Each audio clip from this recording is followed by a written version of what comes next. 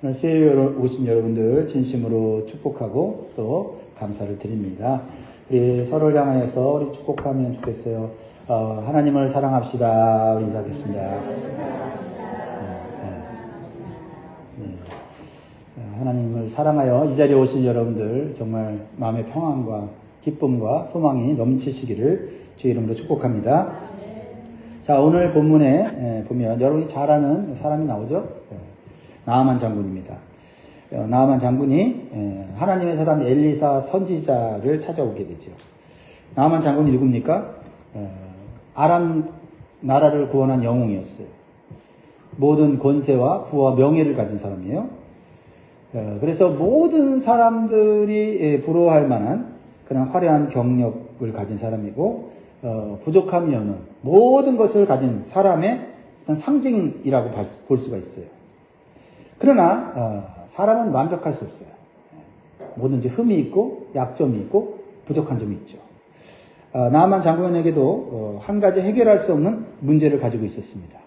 그것은 치명적인 것이었는데 뭐였죠? 죽을 수밖에 없는 나병이라는 질병이 걸렸다는 거죠.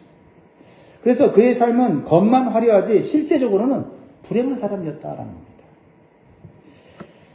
열왕기하 5장 1절을 보면 아람 왕의 군대장관 나아만은 그의 주인 앞에서 크고 존귀한 자니 이는 여호와께서 전에 그에게 아람을 구원하게 하셨습니다. 그는 큰 용사이나 나병 환자더라. 이 세상에는 나아만 장군과 같이 정말 겉은 화려하지만은 실제로는 치명적인 불행을 가진 사람들이 많이 있어요. 이런 사람들에게 진정으로 필요한 것이 무엇일까요? 그것은 하나님의 은혜로 주어지는 복음이에요. 절망적인 나아만 장군에게 어느 날 자기 집에 있는 종이었던 어린 소녀로부터 놀랍고 복된 소식을 듣게 됩니다. 이 소녀는 누구지요? 이웃 나라인 이스라엘 나라에서 포로로 잡혀온 여종이었어요. 그런데 그 어린 소녀가 나아만 장군의 나병을 고칠 수 있다는 복된 소식을 전해준 것입니다. 3절을 보세요. 그의 여주인에게 이르되 우리 주인이 사마리아에 계신 선지자 앞에 계셨으면 좋겠나이다. 그가 그 나병을 고치리이다 하는지라. 나병 하나만 고치면 나의 인생은 이제 더할 나위 없이 행복할 텐데 하는 생각을 가졌지만 아무리 노력을 해도 아무리 좋은 약과 좋은 의사를 만나도 이 불행의 씨앗인 나병을 해결할 수가 없었습니다. 그런데 정말 눈에도 잘 보이지 않는 무시할 수밖에 없는 어린 소녀의 그 말에 이 나아만 장군의 부인과 나아만 장군은 눈이 떠진 거예요. 귀가 열린 것입니다. 나병을 고칠 수 있는 길이 있다라는 것입니다. 그런데 놀라운 것은 이 어린 소녀가 한 말을 그들이 신뢰했다라는 것입니다. 어떻게 그럴 수 있을까요? 어린 소녀가 일상생활 속에서 보여준 성실한 태도와 그러한 진실한 말을 평상시에 들었기 때문이죠. 지난번 설교에서 나눴듯이 이 소녀의 삶을 우리가 상상해보면 참 불행한 삶이죠. 어린 시절에 그쵸? 노예로 붙잡혀와서 이방 나라에서 노예로 산다는 것 얼마나 참 비참한 삶입니까? 이것은 누구라도 부정할 수 없는 불행이에요. 어린 소녀가 나아만 장군의 집에 포로로 잡혀와서 노예가 된 이것은 결코 좋은 일은 아닙니다. 그러나 하나님께서는 이 어린 소녀의 생각을 새롭게 고쳐주셨다는 거예요. 그녀는 이 집에 불행하게 온 노예가 아니라 하나님의 계획과 뜻을 이루기 위해서 왔다고 하는 생각을 하나님이 넣어주신 거예요. 그랬기 때문에 원수 같은 주인인 나아만 장군의 그 불행을 보고서 하나님께 기도했겠죠. 하나님께서 이 가정에 나를 보내신 이유가 뭡니까? 하면서 처음에는 내 인생이 왜 이렇게 불행해졌습니까? 하면서 하나님께 원망하며 기도했을 수도 있어요. 그런데 기도하면서 하나님께서 그에게 새로운 마음을 주신 거죠. 그리고 나아만 장군을 위해서도 기도했을 거예요. 그러면서 어느 날 보니까 나아만 장군이 이 불치병인 문둥병, 그렇죠? 나병이 걸렸다는 소식을 들으니까 그제서야 이 소녀는 하나님을 믿는 우리나라에 선지자가 있는데 그 선지자를 만나면 우리 주인이 고침을 받을 텐데 하는 이런 영혼을 사랑하는 마음을 갖게 된 거예요. 그래서 겉은 화려하지만 실제적으로는 불행했던 나아만 장군에게 이 어린 소녀는 복된 소식이 된 것입니다. 우리가 어떠한 자리에 있든지 간에 우리가 하나님이 주신 계획과 뜻과 사명을 알면 우리의 삶은 행복해질 수 있고 우리의 삶은 의미 있는 줄 믿습니다. 그런데 가장 안타까운 것은 하나님의 능력을 믿어야 하는 이스라엘 왕은 정작 하나님의 능력을 믿지 못해서 벌벌 떨고 있어요. 이 아람 왕이 편지를 보냈는데 자신의 장군인 나아만을 고쳐달라고 하는 거예요. 뜬금없이 고쳐달라고 하니까 이 이스라엘 왕이 이 아람 왕이 빌미로 나라를 공격하려고 지금 나에게 이런 편지를 썼다고 착각을 하게 되는 거죠. 오해를 하게 되는 거죠. 그래서 왕은 옷을 찢으면서 두려워하고 있습니다. 무엇을 느끼게 해줍니까? 하나님께로 나아가 도움을 구할 사람은 정작 나가지 못하고 하나님을 모르는 사람은 하나님의 도움을 받으러 오는 반대 현상을 보여주고 있어요. 이것은요, 그 당시에 하나님에 대한 불신앙과 불순종으로 가득한 이스라엘의 모습을, 타락한 모습을 보여주고 있는 거예요. 하나님께서 얼마나 답답하셨으면 이방 사람으로 하여금 하나님의 백성을 깨우치려고 할까요? 때때로 우리 하나님 믿는 사람들이 올바로 살지 못하면 세상 사람들을 들어서 우리에게 깨우침을 주시는 게 하나님의 방법이에요. 사랑하는 성도 여러분, 우리는 우리를 향한 하나님의 마음과 하나님의 계획을 알아야 될 것입니다. 하나님의 마음과 계획을 알 때 우리는 어떤 상황 가운데서도 실망하지 않으며 절망하지 않으며 분노하지 않게 된다라는 겁니다. 이때 하나님의 사람 엘리사는 하나님의 마음과 계획을 알고 있었죠. 그래서 이스라엘 왕이 자기 옷을 찢었다는 안타까운 소식을 듣고 어리석은 왕을 책망하듯이 나아만 장군을 자신에게 보내라고 요청하고 있어요. 8절이죠. 하나님의 사람 엘리사가 이스라엘 왕이 자기의 옷을 찢었다함을 듣고 왕에게 보내 이르되 왕이 어찌하여 옷을 찢었나이까? 그 사람을 내게로 오게 하소서. 그가 이스라엘 중에 선지자가 있는 줄을 알리이다 하니라. 그가 이스라엘 중에 선지자가 있는 줄을 알리이다 말은 뭐예요? 선지자는 어떤 사람이에요?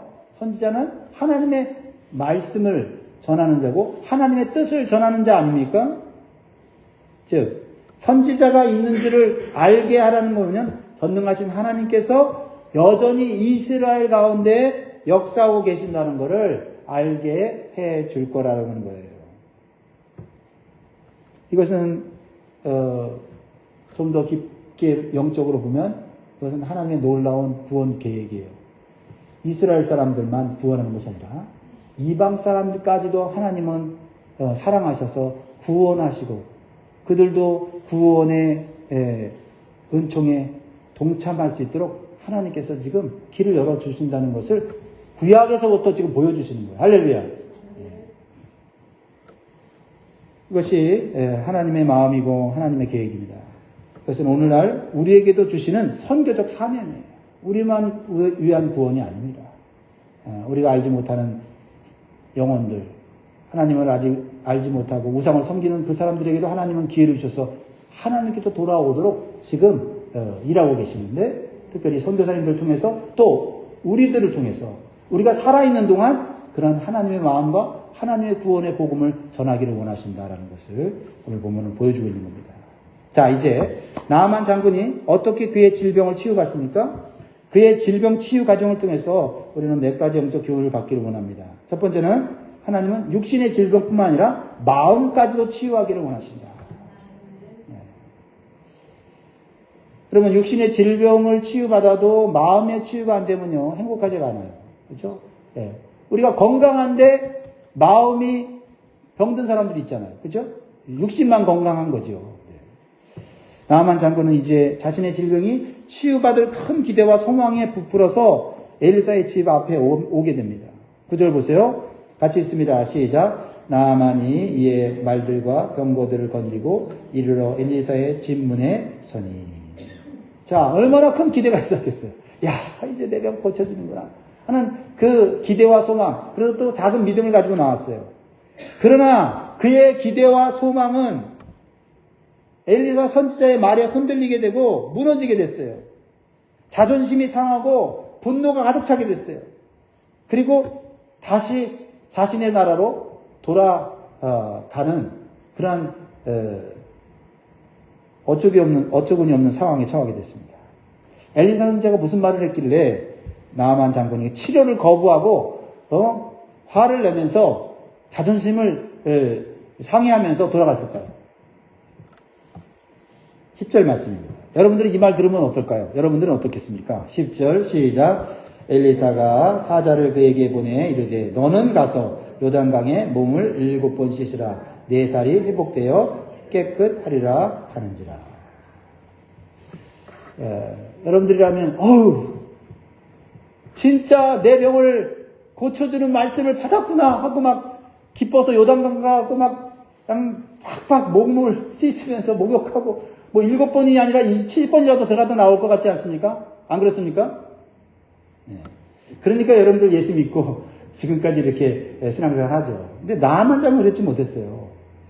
나 같으면은 깨끗하리라 이 말 한마디만 듣고 뭐든지 할 수 있을 것 같은데 아마 저도 안 그랬을지 몰라요. 사람이라는 게 뭐 자존심 하나 건드리면 그 말 한마디에 아무것도 안 하려고 하는 그런 못된 습성이 있잖아요.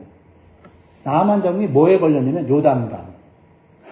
요단강이라는 그 말에 그 한 단어의 마음에 자존심이 상했다는 거예요.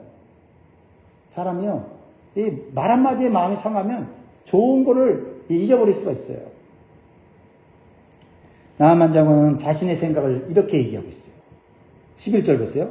나아만이 노하여 물러가며 이르되 내 생각에는 그가 내게로 나와 서서 그의 하나님 여호와의 이름을 부르고 그의 손을 그 부위 위에 흔들어 나병을 고칠까 하였도다. 요단강에 가서 목욕을 하면 7번 목욕을 하면 낫게 된다고 하는 이 복된 소식을 듣고는 기분이 나빴다는 거예요. 자기 생각에는 이 하나님의 사람 엘리야 선지자가 나와서 자기의 머리에 손을 얹고 막 뜨겁게 기도하면서 하나님께서 병을 고쳐주시도록 기도해 줄 줄 알았다는 거예요. 그러니까 자신이 치유받을 방법까지 다 머릿속에 생각하고 있었는데 하나님이 치유하시는 방법이 달랐다는 거예요. 이게 이제 딱 걸린 거예요. 근데 여러분, 하나님께서는 왜 나만 장군이 원하는 방식대로 치유하지 않으셨을까요? 하나님은 육신의 질병을 치료하기 전에 마음속의 질병인 교만을 깨뜨리기를 원하셨다. 교만의 질병이 이 육신의 질병보다 더 무섭다는 걸 하나님이 아신 거지요. 나만 장군은 자신이 세상에서 대단한 존재이기 때문에 자신을 특별하게 대해줄 줄 알았습니다. 나라의 왕도 이 나만 장군 앞에서는 쩔쩔맸어요. 나만 장군이 원하는 건 다 해줬다고요. 그리고 그는 강대국 아람왕의 친서를 가지고 이스라엘 나라로 왔어요. 치료의 대가로 또 엄청난 양의 귀한 선물을 가지고 왔는데 아주 약한 나라의 선지자가 문 밖으로 나와보지도 않고 사신을 보내서 하나님의 치유 방법을 그냥 말로만 전하는 거예요. 나만 장군 너무 화가 난 거예요. 한 나라의 군대 장관으로서 권위와 자존심이 완전히 땅에 짓밟히는 것 같았다라는 겁니다. 하나님께서 이렇게 하신 이유는 하나님께서 엘리사 선지자에게 이렇게 하라고 하신 이유는 하나님 앞에서는 군대 장관이나 세상의 어떤 직위로 나오는 것이 아니라 고침받아야 될 환자로 구원받아야 될 죄인으로 겸손히 나와야 한다는 것을 가르쳐 주는 것입니다. 사랑하는 성도 여러분, 우리가 하나님 앞에 나올 때 하나님의 은혜를 받기 위해서는 먼저 나는 교회에 나오면 이 정도는 대우받을 사람이야 라는 생각부터 버리고 깨트려야 돼요. 내가 세상에서 얼마나 대단한 존재인데 교회에 와서 내가 이렇게 대우를 받아야 돼? 하나님을 바라보지 못하고 그저 사람들 앞에서 내가 얼마나 능력 있는 사람인지 내가 얼마나 대단한 사람인지를 사람들에게 인정받기를 원하는 마음으로 교회에 나오면 자존심 상할 수밖에 없어요. 뭐 그걸 알아주는 사람이 있으면 좋겠죠. 그러나 교회는 사람을 알아주기 전에 하나님을 먼저 높이는 장소라는 거지요. 그렇지 않으면 하나님의 은혜를 받기 전에 마음이 상하고 시험에 들어서 하나님의 치유의 은총을 받지 못하는 경우가 생긴다는 것입니다. 두 번째로 하나님께서 나만 장군이 원하는 방식으로 치유를 해주지 않은 것은 내 생각보다 하나님의 생각을 더 귀하게 여기기를 원하셨다는 거죠. 교회에 와서는 내 말이 아니라 하나님 말씀이 항상 옳고 하나님 말씀이 내 생각보다 높다는 믿음의 생각을 가져야만 하나님의 은혜를 받을 수가 있다는 거죠. 나만 장군은 많은 예물을 가지고 선지자를 찾아가면 선지자가 튀어나와서 자신을 영접하고 자신의 아픈 부위를 손으로 어루만지면서 하나님 앞에 신령한 목소리로 기도하여 자신을 치료해 줄 것이라고 생각했습니다. 그런데 나만 장군의 생각과는 전혀 다른 치료 방법을 말하고 있는 거예요. 그런데 큰 기대를 갖고 선지자 앞에 나왔는데 선지자는 오직 하나님 말씀만을 전하는 거예요. 자신을 높여주는 것도 없고 자신 앞에 정말 다른 사람이 대하듯이 특별히 대해주는 게 없는 거예요. 그런데 그 치유 방법도 너무나도 단순하고 시시한 방법이에요. 너는 가서 요단강에 몸을 7번 씻으라 4살이 회복되어 깨끗하리라. 치유받기에는 너무나도 쉬운 방법인데 그 치유 방법이 자신의 생각과는 너무나도 달랐다는 겁니다. 무엇을 의미합니까? 하나님께서 우리에게 주시는 구원의 방법은 너무나도 쉬운 방법이에요. 예수 그리스도께서 나를 위해 죽으시고 부활하신 것을 믿으면 구원받는다는 거지요. 우리 보고 십자가에 못 박혀 죽으면 구원해 줄게 그러면 얼마나 고통스럽습니까?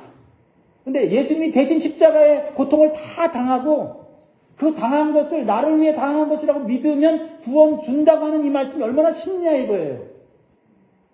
산속에 가서 무슨 산삼을 막 캐내듯이 일주일 동안 산을 헤매면서 산 꼭대기 바위 틈에 있는 산삼을 구해오면 구원 준다고 하면 아마 사람들은 많이 갈 거예요. 그런데 내가 직접 그렇게 힘들게 하지 않고 땀 흘리지 않고 수고하지 않아도 믿음으로 예수 그리스도께서 나를 위해 죽으셨다고 믿으면 구원해 주겠다는데 내 죄를 용서해 주겠다는데 왜 그걸 못 믿습니까? 내 생각이 너무 강한 거예요. 내 방법이 너무나도 중요한 거예요. 교회 와서는요 모든 걸 내려놔야 돼요. 내 생각, 내 주장. 그렇죠? 왜요? 하나님의 은혜를 받아야 되니까. 그래요. 교회 생활하다 보면요 마음 상하는 일도 있고 자존심 상하는 일이 있어요. 그러나 우리가 그런 것들을 때로는 내려놔야 되는 이유는 우리가 못나서가 아니에요. 사람 앞에서 못난 게 아니라 하나님의 은혜를 받기 위해서다는 거예요. 거기에 초점이 있는 거죠. 그러니까 그냥 교회 생활 힘들어. 이렇게 하다가도 내가 사람 보고 신앙생활 하나? 하나님 보고 가지? 하면서 신앙생활 하다 보니까 하나님 은혜도 받지만 그런 과정 속에서 우리의 성품도 예수님을 닮아가는 거죠. 교회 생활에 부딪힘도 없고 교회 생활에 어떤 갈등도 없으면 그리고 하나님 은혜만 받으면 그 사람이 인격이 변화되겠어요? 다 부딪히면서 갈등을 일으키면서 그 가운데 기도도 하고 눈물도 흘리고 그렇죠? 네. 그런 과정 속에서 다 우리는 하나님이 주시는 더 큰 은혜를 은사를 받게 된다 이 말이죠. 하나님께서 나아만 장군에게 무엇을 가르쳐 주시기를 원하십니까? 어떤 치유 방법이 나아만의 질병을 치유하는 것이 아니라 하나님의 말씀이 치유한다는 것을 가르쳐 주기를 원하는 거예요. 어떤 방법을 사용하시든지 치유하시는 분은 하나님이시라는 거예요. 그래서 오직 하나님만 바라보는 훈련을 하는 겁니다. 오직 하나님 말씀에만 순종하도록 하는 거예요. 예수님께서도요, 병자들을 고칠 때 한 가지 방법으로 고치지 않았어요. 그렇죠? 다양한 방법으로 이렇게 고치지 않습니까? 왜요? 방법이 고치는 게 아니라 주님이 고치는 거예요. 주님을 의지하는 믿음이 고치는 거예요. 그래서 자꾸 방법을 바꾸시잖아요. 이 사람에게는 이 방법, 저 사람에게는 저 방법이에요. 나에게는 또 다른 방법으로 고치는 거예요. 그래서 우리가 어떤 질병의 치유를 경험하거나 영적 체험하는 것도 마찬가지예요. 보편화시킬 수 없어요. 내가 경험한 영적 체험이 모든 사람이 똑같이 하는 게 아닌데 그걸 똑같이 해야 되는 것처럼 말할 때는 그게 문제가 생길 수 있다는 거죠. 성령이 역사하는 방식이 다양해요. 중요한 거예요. 성령께서 고치시는 거고, 성령께서 선물로 주시는 거고, 성령께서 모든 것을 해결하신다는 그 초점을 놓치면 우리는 자꾸 방법에, 어떤 체험에 묶일 수가 있다. 하나님은 이미 알고 계셨습니다. 나만의 생각대로 한번 치유해 주시면 하나님을 믿기보다는 사람인 선지자를 더 믿고 의지할 거예요. 그리고 앞으로도 자기 생각대로 살 거고 자기 생각대로 계속해서 하나님께 기도할 거예요. 그렇죠? 근데 자기 생각대로 고쳐지지 않고 하나님의 방법대로 고쳐지고 나면 내 생각, 내 고집 내려놓는 그런 기도를 할 수 있게 되기 때문이에요. 그게 그 사람에게 복이거든요. 이제 나아만 장군은 자기 생각에 사로잡혀서 분노하여 하나님의 말씀에 집중하지 못하고 선지자의 집을 떠나요. 마치 사람들의 태도에 시험 들어서 교회를 떠나는 사람과 같아요. 그렇죠? 지금 떠나면 자존심은 지킬 수는 있는데 죽을 병은 못 고쳐요. 근데 사람들은 죽을 병을 고치러 예수님을 만나러 왔다가 자존심 상해서 죽을 병은 못 고치고 자기 자존심만 세운다는 말이죠. 얼마나 어리석습니까? 12절 보세요. 다메섹강 아바나와 바르바른 이스라엘 모든 강물보다 낫지 않느냐. 내가 거기서 몸을 씻으면 깨끗하게 되지 않느냐 하고 몸을 돌려 분노하여 떠나니. 요단강보다 우리나라에 있는 강들이 더 훨씬 깨끗하다는 거예요. 수질이 더 좋다는 거예요. 차라리 거기 가면 더 빨리 낫지 않겠냐라는 거예요. 지금 무슨 착각을 하고 있는 거예요? 목욕을 해서 깨끗해질 것 같으면 더 깨끗한 강에서 목욕을 하는 것이 옳은 방법이 아니라는 거예요. 나만의 말은 이성적이고 논리적인 말이에요. 비교해보면 맞는 말이죠. 요단강보다는 아람 나라의 강이 더 깨끗해요. 그러나 나아만 장군이 알지 못하는 것이 있었어요. 어떤 특별한 물이 질병을 깨끗하게 하는 것이 아니라 하나님의 말씀에 순종하는 겸손한 마음이 그 질병을 고치는 거예요. 이제 나아만 장군은 이렇게 자기 생각과 논리에 사로잡혀서 분노하여 떠나요. 하나님 말씀대로만 순종하면 분명히 치유되는데도 자기 방식, 자기 고집, 자기 자존심을 버리지 못하는 것입니다. 그렇습니다. 내 생각으로 문제를 해결하려고 하면 결코 해결이 안 돼요. 문제가 해결이 안 돼서 하나님 앞에 나오고 교회 나왔는데 또 교회 나와서도 내 방식으로 문제를 해결하려고 하면 해결되겠냐고요.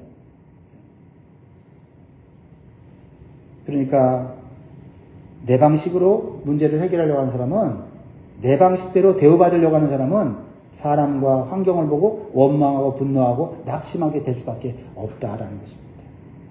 기억하십시오. 하나님 앞에 나왔을 때는 사람보다 하나님에게 집중해야 돼요. 사람의 말보다는 하나님 말씀에 집중해야 돼요. 다 그 외에 다른 것들은 우리를 방해하고 우리를 유혹하는 것들이에요.